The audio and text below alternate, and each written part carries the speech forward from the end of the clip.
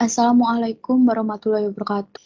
Di sini saya akan melakukan praktik pengolahan citra satelit untuk identifikasi lahan kritis wilayah studi Kabupaten Semarang. Membuat PowerPoint tentang identifikasi lahan kritis di Kabupaten Semarang. Untuk pendahuluan, berdasarkan peraturan Kemenhub nomor 52 garing KPTS hingga lahan tersebut tidak berfungsi secara baik sesuai dengan peruntukannya sebagai media produksi maupun sebagai media tata air. Lalu faktor penyebab lahan kritis sendiri yaitu menurut Kemenhub nomor P.32 garing Menhub strip 2 garing 2009. Pertama, penutupan lahan. Kedua, kemirikan lereng. Tiga, tingkat daya erosi. Keempat, manajemen lahan. Untuk tutupan lahan sendiri, menurut Liang tahun 2008 dapat menyediakan informasi yang sangat penting untuk keperluan pemodelan serta untuk memahami fenomena alam yang terjadi di. Lalu langkah selanjutnya yaitu kita melakukan AVI untuk Advanced Vegetation Index. Yang kita lakukan ke raster kalkulator, lalu kita masukkan rumusnya, kita pilih output penyimpanan, setelah sudah kita save, lalu kita oke. Nah, untuk hasil AVI-nya sendiri juga saya sudah ada, yaitu ini untuk hasil AVI-nya. Lalu untuk yang selanjutnya yaitu kita ke BSI. Nah, kita copy saja langsung untuk rumusnya supaya tidak terlalu lama. Kita ke toolbox, ke raster kalkulator, dan ini untuk rumus untuk perhitungan BSI. Untuk output penyimpanannya kita save, kita oke. Lalu ini untuk hasil dari BSI-nya. Ini untuk hasil BSI-nya. Lalu selanjutnya kita melakukan vegetation density atau VD. Kita ke toolbox, multivariate, lalu principal component toolbox, lalu kita ke spatial analysis, lalu kita ke multivariate, kita ke principal components, lalu jangan lupa di rumus kita input AVI dan BSI-nya. Input hasil AVI, lalu kita pilih output penyimpanannya di mana kita save, lalu kita oke. Nah, untuk hasil dari VD sendiri yaitu seperti ini. Ini untuk hasil VD-nya dapat kita lihat. Lalu untuk yang selanjutnya yaitu kita melakukan SI atau pseudo index. Kita copy saja langsung untuk rumusnya supaya tidak terlalu lama. Ini dapat dilihat untuk rumus SI atau pseudo index sendiri. Lalu kita ke toolbox, ke raster kalkulator, kita masukkan rumusnya SI, kita pilih output penyimpanannya, kita save, kita oke. Nah, untuk SI sendiri hasilnya seperti ini. Dapat kita lihat ini untuk hasil dari SI.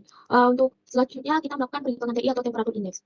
Untuk melakukan perhitungan TI, kita memerlukan TOA band 10. Dan tadi saya sudah melakukan TOA untuk band 10.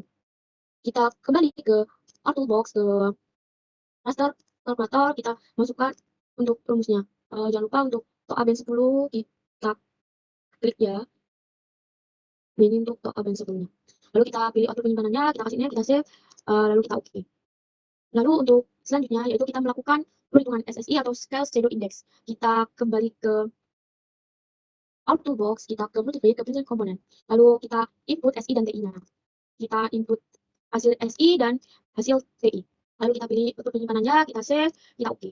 Dan untuk hasil dari SSI ini dapat kita lihat. Ini dapat kita lihat untuk hasil SSI-nya.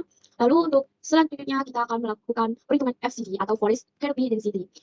Yang perlu kita lakukan yaitu kita ke raster kalkulator, ke toolbox, raster kalkulator, kita masukkan rumusnya, lalu kita pilih penyimpanan, kita save, kita oke. Dan untuk hasil dari FCD sendiri seperti ini. Nah, ini untuk hasil FCD-nya dapat dilihat. Lalu untuk selanjutnya yaitu kita melakukan swap. Untuk melakukan swap, kita ke our toolbox, lalu kita ke 3D Analysis Tool, kita ke raster surface, lalu kita pilih swap. Untuk input rasternya itu kita masukkan hasil FCD, lalu untuk outputnya kita namai swap diff. Kita masukkan hasil dari FCD fix-nya, lalu untuk namanya kita tambahkan untuk swap, jangan lupa tambahkan diff, kita save, lalu kita lihat terlebih dahulu seperti ini, lalu kita oke. Nah, ini untuk proses swap-nya. Nah, ini untuk hasil dari proses swap dapat kita lihat. Nah, ini untuk hasil swap-nya. Lalu selanjutnya kita melakukan perhitungan tingkat daya erosivitas. Cara yang pertama menginput nilai K ke data vektor. Di sana dia mengacu pada jurnal yang telah kita pelajari. Lalu yang kedua menginput base untuk mencari nilai kenalan data input data R dengan rumus 0,41 kali base pangkat 1,09 di data vektor perlanjutan. Lalu untuk menginput data CP pada data vektor tutupan lahan dapat kita lihat pada PowerPoint yang telah diberikan oleh Pak Koko. Untuk PowerPoint yang telah diberikan Pak Koko yaitu seperti ini. Nah, ini untuk nilai CP-nya dapat kita lihat. Lalu untuk selanjutnya yaitu menginput data LS pada data vektor pemilihan lereng dan dapat kita lihat pada PPT slide 45 yang telah diberikan Pak Koko. Nah, ini untuk nilai LS-nya seperti ini. Lalu untuk selanjutnya kita masukkan data SHP, tutupan lahan, curah hujan, jenis tanah, dan kemiringan lereng terlebih dahulu. Tutupan lahan, kemiringan lereng, jenis tanah, curah hujan sudah saya input di sini. Lalu kita ubah ke Untuk master terlebih dahulu, bagaimana penilaian yang bisa dan panjang. Ini saya setelah satu, kita ke search, lalu kita klik polygon in master. Nah, ini untuk master kita harus fiturnya bukan perlahan, lalu ini biarkan saja, lalu kita namanya tutupkan underscore master. Kita tambahkan lagi. Terus selesai, kita klik. Kita tunggu. Nah, sudah selesai untuk hasilnya. Ini hasil dari tutupan lahan yang telah saya master. Lalu selanjutnya itu kita akan master lebih di sana dan kemudian masuk PRN. Dan setelah semuanya di rasterkan, lalu kita ke transfer kalkulator untuk menghitung hasil dari erodabilitasnya itu. Lalu kita ke Artbox, lalu ke map algebra ke raster kalkulator. Nah, di sini kita masukkan semua data-data dari yang sudah diolah tadi, yaitu ada ketebalan lahan, lalu curah hujan, terus bidang lereng dan di sana. Kita lakukan perhitungan dengan cara kita kalikan semuanya, dan untuk atur penyimpanannya kita save lalu kita oke. Nah, berhubung prosesnya juga lumayan lama, saya telah membuat hasilnya yaitu erodabilitasnya seperti ini.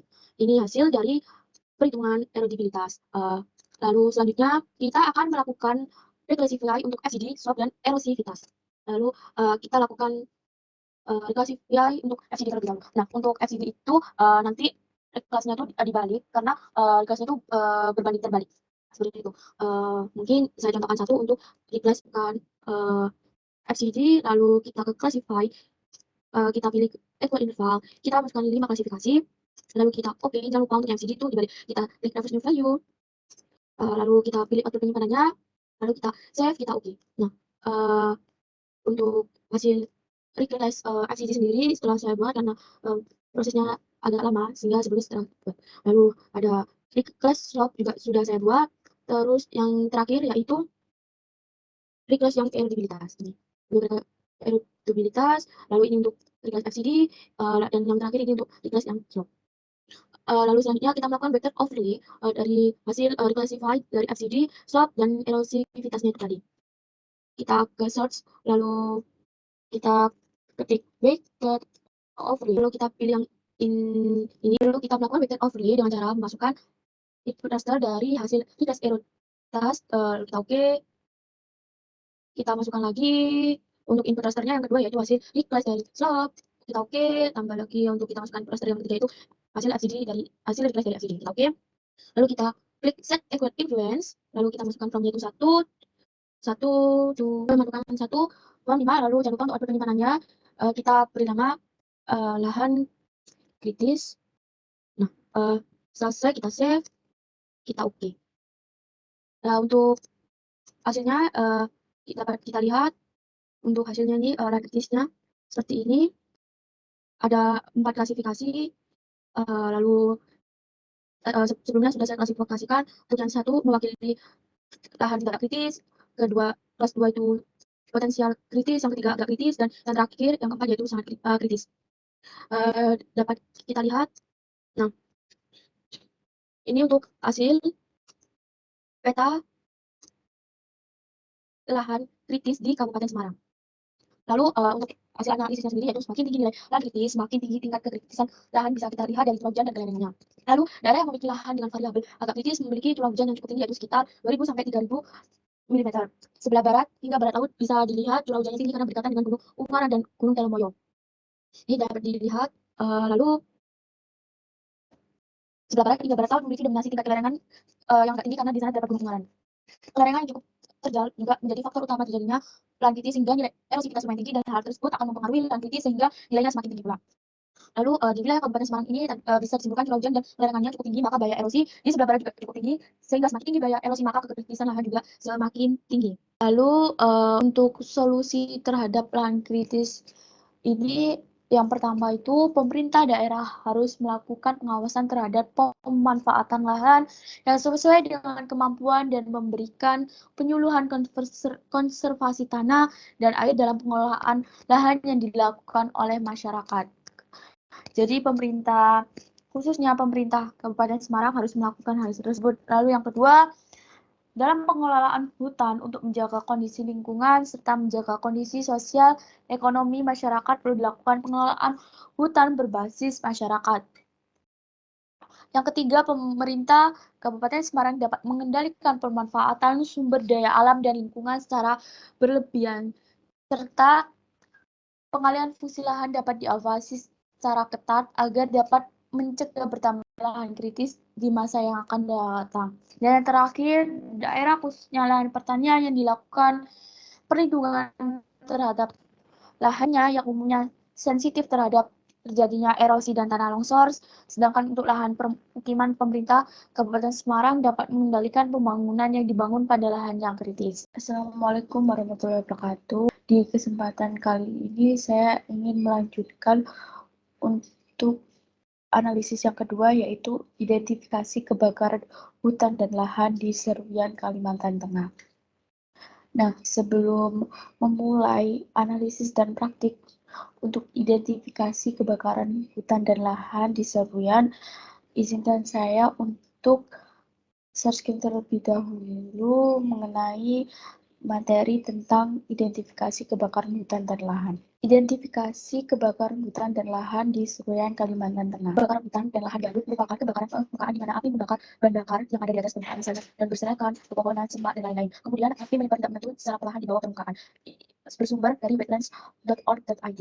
Lalu ada pun faktor penyebab kebakaran hutan dan lahan, yaitu ada dua faktor, karena ulah manusia dan faktor alam. Untuk yang faktor ulah manusia yang pertama, karena penggunaan api dalam kegiatan persiapan lahan seperti persiapan lahan untuk membuat lahan pertanian maupun perkebunan seperti kopi dan coklat. Lalu yang kedua, adanya kekecewaan terhadap sistem pengelolaan hutan, di mana adanya rasa tidak puas sebagian masyarakat atas pengelolaan hutan bisa memicu masyarakat untuk bertindak anarkis tanpa memperhitungkan kaidah konservasi maupun hukum yang ada. Lalu yang ketiga, pembalakan liar atau illegal logging, di mana kegiatan pembalakan liar atau illegal logging ini seringkali meninggalkan bahan bakar dan sangat berpotensi sebagai penyebab kebakaran hutan.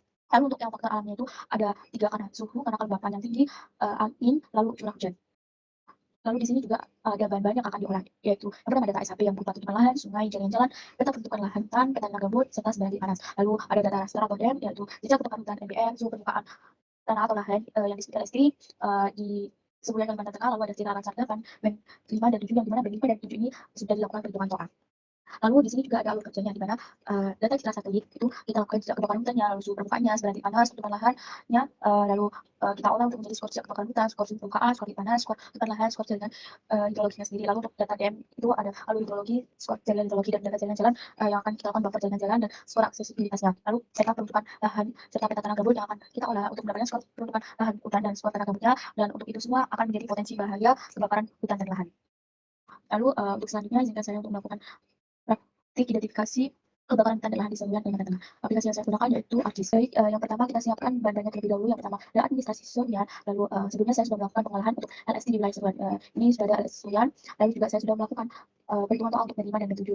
Lalu juga di sini saya sudah menyediakan SHP penilaian sungai dan jalan. Akan tapi saya juga sudah melakukan pengolahan terhadap SHP sungai dan jalan ini yang akan di buffer. Dan ini untuk hasil buffernya. Lalu juga saya sudah menyiapkan sampai bentuk lahan hutannya, lalu ada peta lahan gambut dan bentuk lahannya, serta saya juga sudah mengolah poin hotspot apinya untuk mengidentifikasinya.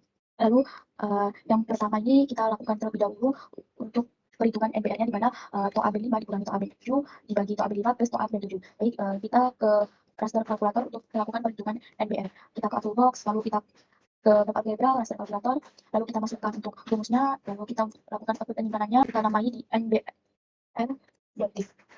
Selanjutnya kita save, kita oke. Lalu setelah NBR kita lakukan, langkah yang kedua yaitu kita melakukan buffer, di mana buffer ini sendiri kita lakukan dengan menggunakan SHP Polylink jalan dan sungai, di mana SHP Polylink jalan dan sungai ini kita dapatkan dari JADM atau Inal Geoportal. Dan gimana cara melakukan buffer ini sendiri dengan cara kita ke multiple link buffer. Kita terlebih dahulu ke toolbox, lalu kita ke analysis tools, ke proximity, lalu ke multiple link buffer. Lalu kita input angka nama SHP Polylink dari sungai, lalu kita pilih output penyimpanannya. Lalu jangan lupa untuk distance-nya kita masukkan ke lipatan 500. Oke, untuk distance-nya kita masukkan terlebih dahulu. Terus lipatan 500 berarti lipatan 2500. Nah, setelah selesai itu untuk penentuan unitnya kita masukkan meter dan field name distance-nya kita dissolve all. Kita masukkan meter, lalu kita dissolve-nya kita pilih yang all. Oke, lalu kita oke saja. Nah, untuk sungai yang jalan ini saya sudah lakukan buffer, ini untuk SHP buffernya.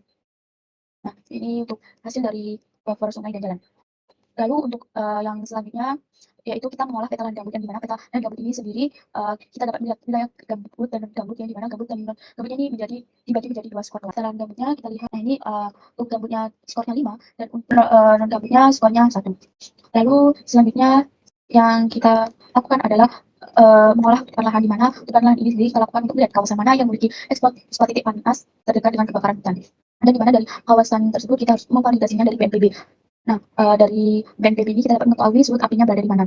Dan, terlebih dahulu kita bila yang memiliki hotspot titik api ini, kita beri skor 5. Dan di sini sebelumnya saya sudah melakukan untuk skornya, jadi skornya sudah ter-input, dapat dilihat sudah saya input skornya, yaitu 5. Lalu, apabila sudah selesai melakukan skor, kita masuk ke tahap petalan gambut ini. Nah, dari kita melakukan perhitungan tadi dan melakukan buffer pada S1 polyline jalan dan sungai, maka kita masuk ke polygon to raster sebelum kita melakukan retrace. Untuk melakukan polygon to raster yang kita lakukan yaitu kita search, lalu ini kita list polygon to raster, lalu kita masukkan input vektornya berupa SAP sungai buffer. Lalu setelah melakukan polygon to raster, kita melakukan ke tahap replace. Itu dilakukan setelah melakukan polygon to raster. Nah, untuk replace sendiri, kita pertama replace NBR. Pada input vektornya kita pilih NBR 9, lalu kita klik klasifikasi, lalu untuk metodenya kita ganti equal interval dengan kelasnya 5. Nah, kita ke classify, kita pilih equal interval, klasifikasinya di 5, lalu kita oke. Lalu jangan lupa untuk NBR ini kita klik reverse new value. Klik reverse new value, lalu kita pilih output penyimpanannya, kita save, lalu kita oke. Nah, ini untuk hasil dari NBR yang sudah hasil NBR yang telah di-replace. Nah, selanjutnya itu kita juga melakukan replace untuk LSD, lalu kita juga melakukan replace di SAP jalan dan sungai yang telah kita raster tadi. Akan tapi ketika di LSD itu kita tidak melakukan reverse new value karena yang dibalik itu pada klasifikasinya hanya pada NBR saja. Lalu ini untuk hasil dari replace LSD, lalu ini untuk yang land gambut, ini untuk yang peruntukan lahan, lalu ini untuk yang jalan, dan ini untuk yang sungai. Lalu setelah kita melakukan replace untuk semuanya, kita melakukan yaitu widget overlay, di mana widget overlay ini kita gabungkan dengan kelas-kelas tersebut untuk menjadi satu kelas dan terbentuk peta kebakaran hutan dan lahan di seluruh Kalimantan Tengah. Oke, baiklah, sekarang kita melakukan widget overlay. Nah, untuk yang selanjutnya kita akan melakukan widget overlay. Nah, untuk widget overlay kita inputkan datanya. Yang perlu kita inputkan yaitu hasil request LST, hasil request NBR, lalu SAP raster penggunaan gabut, SAP raster penggunaan lahan hutan, lalu sungai buffer raster, tiga buffer raster, serta tutupan lahan rasternya. Lalu untuk pengisian evaluation skillnya itu from minus 1 minus 5, lalu kita klik set equal inference-nya. Lalu jangan lupa untuk output penyimpanannya kita beri nama aktif. Lalu kita save, kita oke saja. Nah, ini untuk hasil dari widget overlay-nya. Dapat kita lihat. Dan ini kita zoom, juga sudah terlihat untuk titik spot apinya. Kita perbesar poinnya, nah ini sudah terlihat ya. Lalu ini juga sudah saya klasifikasikan berdasarkan 4 kelas juga. Ada yang pertama itu rendah, sedang, tinggi, dan sangat tinggi. Di mana 4 kelas itu sendiri meliputi yang kelas pertama itu berarti rendah, di mana kontribusi sakit terhadap kebakaran hutan rendah, contohnya itu badan air permukiman. Lalu kelas 2 itu berarti cukup rendah, di mana kontribusi 2 terhadap kebakaran hutan cukup rendah, contohnya hutan mangrove, pertanian, dan lahan pertambangan. Lalu yang ketiga yaitu tinggi, di mana kontribusinya itu terhadap kebakaran hutan itu tinggi, yang meliputi dia itu juga rawa hutan dari sekunder. Lalu untuk yang kelima sendiri yaitu berupa kebakaran hutan tinggi yang atau tingkat tinggi yang berupa juga berupa tanah terbuka serta perkebunan. Lalu untuk hasil dan analisisnya di sini menunjukkan semakin besar angkanya, maka semakin besar potensi kebakaran pada suatu wilayah, mengartikan semakin besar potensi kebakaran pada suatu wilayah tersebut, seperti pada Kabupaten Seruyan Hilir, Danau Sembulu, dan Danau Kalimantan Tengah. Lalu juga kebakaran hutan itu sendiri disebabkan faktor alam dan faktor non-alam. Serta solusi yang dapat dilakukan yaitu pencegahan kebakaran hutan dan lahan, yaitu early warning system yang dapat dilakukan dengan analisis data titik panas melalui penginderaan jarak jauh. Menurut Endrawati, DKK tahun 2018. Adanya beberapa satelit yang mampu memantau titik-titik api atau hotspot seharusnya dapat membantu untuk melakukan mitigasi bencana kebakaran dengan melakukan pemetaan wilayah yang rawan kebakaran. Upaya pencegahannya sendiri yang pertama yaitu pengelolaan kawasan hutan dengan membuat firebreaker mosaik vegetasi. Lalu yang kedua, pengembangan hutan kemasyarakatan sebagai buffer zone. Yang ketiga, pengembangan sistem peringatan dini kebakaran hutan. Dan yang keempat, melakukan penyediaan dana untuk pelatihan penanggulangan bencana dan penelitian ilmiah tentang kebakaran hutan. Nah, itu tadi solusi upaya pencegahan untuk kebakaran hutan dan lahan secara umum dan maupun khusus di Suruyan, Kalimantan Tengah. Sekian analisis dan praktik yang dapat saya lakukan. Apabila terdapat salah kata atau perbuatan, saya mohon maaf sebesar-besarnya. Assalamualaikum warahmatullahi wabarakatuh. Saya izin melanjutkan untuk menganalisis serta melakukan praktikum identifikasi potensi kebencanaan hidrometeorologi di Kabupaten Semarang. Yang pertama yaitu apa sih bencana alam hidrometeorologi menurut Undang-Undang Nomor 24 Tahun 2007 tentang penanggulangan bencana. Bencana hidrometeorologi yaitu bencana yang berhubungan dengan iklim dan dapat berupa banjir, longsor, gelombang pasang, puting beliung, dan kekeringan. Lalu pada praktikum kali ini bahan-bahan yang akan diolah di aplikasi yaitu ada batas administrasi atau AB2 dan lain-lain yang sudah terlihat pada layar. Lalu di sini juga sudah ada metode bencana banjir yang akan dilakukan di AJIS. Oke, baiklah, sekarang saya akan search untuk bahan-bahannya sudah saya siapkan. Yang pertama untuk bahan mentahnya, saya sudah siapkan bahan mentahnya yaitu berupa administrasi Kabupaten Semarang, SAP Curah Hujan, DEM, ITM, ANSI 8, dan lain-lain yang sudah ada di layar. Lalu untuk yang pertama-tama kita akan melakukan NDVI. Untuk NDVI yang pertama yaitu langsung saja kita menggunakan NDVI 3 dan cara toa ben 3 dikurangi toa ben 7 dibagi toa ben 3 ditambah toa ben 7. Mengapa kita langsung menggunakan NDVI 3? Karena nilai maksimum NDVI 3 itu lebih besar dari NDVI pertama dan kedua. Ini saya contohkan untuk melakukan NDVI 3. Kita ke Artbox, map algebra, rasa kalkulator, dan ini untuk rumus NDVI 3. Lalu kita jangan lupa untuk output mananya, kita beri nama, lalu kita save, kita oke. Nah, untuk NDVI 3-nya juga sudah saya buat, ya ini untuk nilai NDVI 3. Nah, ini dilihat juga bahwa nilai maksimum dari NDVI 3 lebih besar dari NDVI 1 dan 2, sehingga kita menggunakan NDVI 3. Ayo, lalu selanjutnya yang akan dilakukan, yaitu mengolah data DEM untuk dijadikan hillset. Saya contohkan satu untuk melakukannya, yaitu dengan ke Artbox, ke Surface, lalu ke hillset. Untuk input hasilnya, masuk DEM, lalu output penyimpanannya jangan lupa, kita beri nama hillset gitu ya.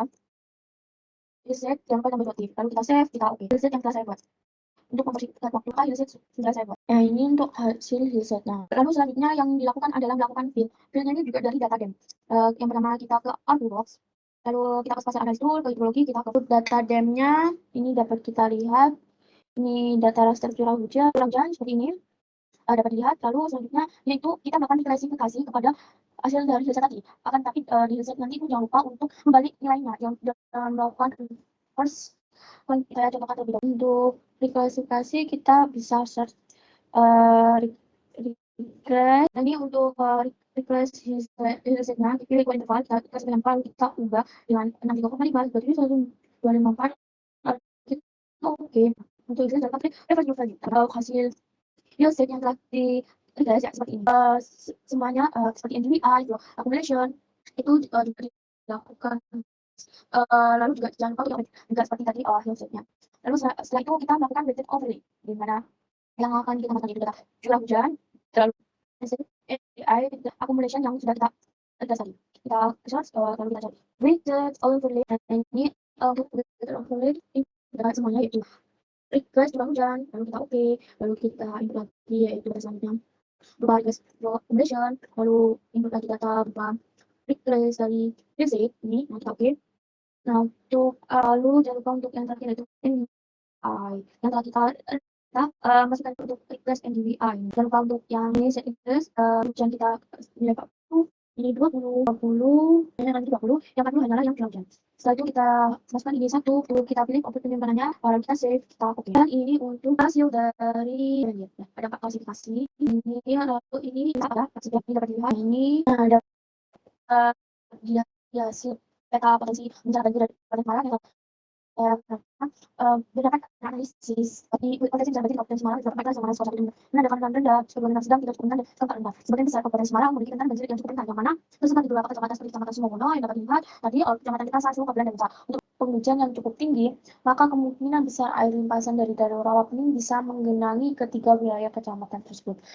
Nah, selanjutnya kita akan melakukan analisis dan praktik untuk bencana kekeringan di Kabupaten Semarang. Baik, di sini saya akan melanjutkan tentang analisis dan praktik metode bencana kekeringan di Kabupaten Semarang. Untuk metodenya sendiri seperti ini, mungkin tidak perlu berlama lagi, langsung saja kita ke ARGIS untuk memulai praktikumnya.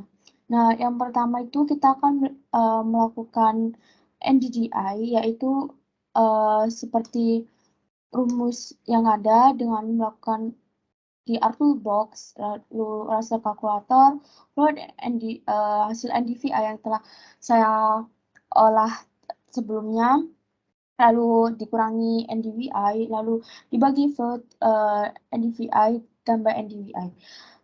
Mungkin saya praktikkan satu untuk perhitungan NDDI-nya. Untuk perhitungan NDDI kita ke map algebra, raster kalkulator, lalu kita masukkan rumusnya, lalu jangan lupa untuk melakukan output penyimpanannya, kita save, kita oke. Nah, ini untuk hasil dari NDDI yang telah kita hitung di raster kalkulator. Lalu untuk NDDI-nya ini langsung kita reclass. Ini untuk hasil reclass NDDI. Untuk reclass NDDI sendiri, yaitu dengan cara diklasifikasikan 4 kelas dan nilai break value-nya seperti ini. Semakin kecil nilainya maka semakin rendah juga nilai skornya. Lalu untuk yang kedua kita akan melakukan perhitungan GDI. Untuk perhitungan GDI kita juga bisa melakukannya di raster kalkulator.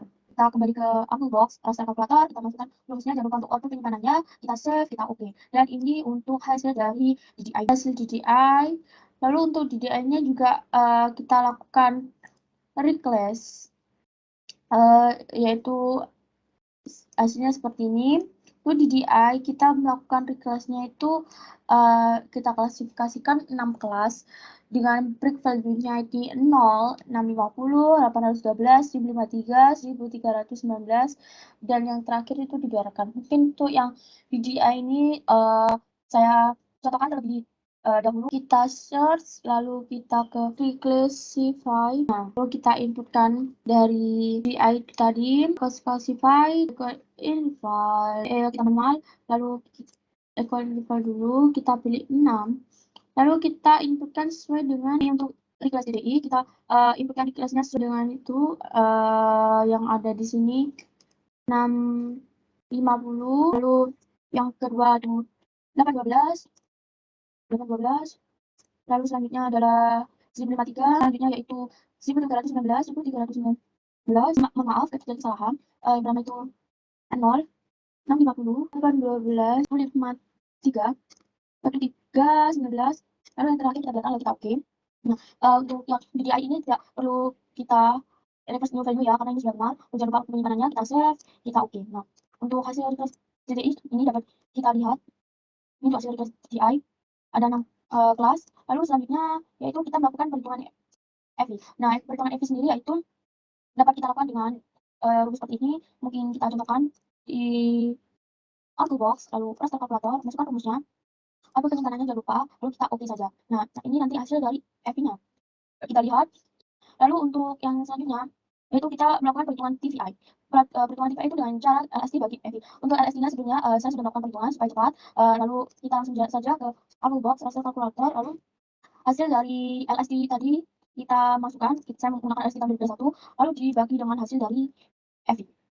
Nah, ini lupa perhitungannya, kita save, kita oke, lalu ini untuk hasil dari TVI, yaitu LST dibagi FI. Nah, ini dapat kita lihat, ini hasil TVI-nya. Lalu untuk TVI-nya juga kita melakukan reclass. Untuk reclass TVI-nya kita klasifikasikan 5, dan caranya sama dengan TVI tadi, dengan nilai break value-nya kita sesuaikan dengan seperti ini. Lalu untuk hasil reclass TVI sendiri seperti ini. Ini reclass TVI seperti ini. Nah, ini untuk hasil dari reclass TVI. Untuk bencana kekeringan ini, saya melakukan analisisnya dari hasil reclass TVI. Mengapa? Karena hasil reclass TVI ini lebih akurat, karena dapat kita lihat juga dari TVI, FI, dan NDDI bahwa nilai maksimum yang paling tinggi itu terdapat pada TVI. Sehingga dapat diartikan bahwa TVI ini juga akurat dalam mengidentifikasi potensi kebencanaan kekeringan di Kabupaten Semarang ini. Saya terhadap bencana kekeringan di Kabupaten Semarang. Di mana apabila multivariat nilainya berkisar antara 0 sampai 55 bisa dikatakan normal, dan 55 sampai 70 memiliki potensi kekeringan rendah, lalu 70 sampai 85 potensi kekeringan sedang, 85 sampai 99 potensi kekeringan berat, lebih dari 99 potensi kekeringan sangat tinggi. Dalam analisis bencana kekeringan bisa menggunakan berbagai metode yang responsif dengan kondisi faktual wilayah studi tersebut. Lalu pada Kabupaten Semarang memiliki tingkat kerentanan kekeringan yang lumayan tinggi, yang terdapat pada sebagian wilayah saja. Tingkat kekeringan rendah mendominasi pada Kecamatan Beringin, Bancak, serta Pabelan. Untuk Kecamatan Ungaran Timur, Ungaran Barat, Bergas, sebagian wilayah Badungan dan Bawen didominasi tingkat kekeringan yang sedang. Setelah melakukan analisis, kemudian perlu dilakukan validasi di lapangan untuk melihat akurasi data yang ada sehingga analisis bisa semakin baik dan akurat.